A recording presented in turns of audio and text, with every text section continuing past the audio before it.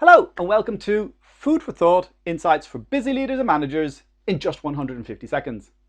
Today I'd like to talk about the second law of behavior change, especially when it comes to habits, and that is make it attractive. This is all from James Clear in his great book Atomic Habits, which I highly recommend. And he talks about the second law of behavior change being make it attractive so that the brain seeks newness and novelty. The brain loves novelty. And food scientists have been taking advantage of us for many years with regards to making us eat and want and crave new foods which are, fantastic sensations on the palate, combinations of flavors and textures that make us want to eat more even when we're full. Because the brain just loves that newness and loves that combination of different flavors and textures.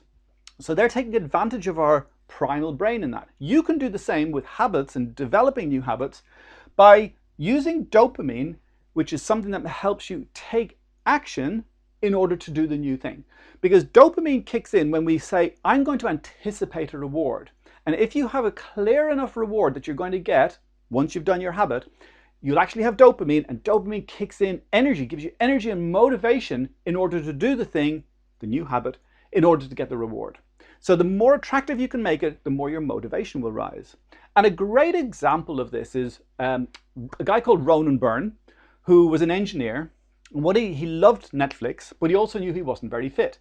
So he wanted to combine his want, his desire for Netflix, to the need for exercise. And what he did was he built a bicycle.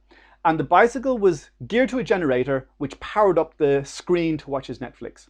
So he utilized this very effectively in that he knew he wanted to watch the movies, he knew he needed to exercise, and by anticipating what's going to happen next in the movie, he was cycling fast enough in order to see what's going to continuously happen next, so he was using the dopamine as a motivator.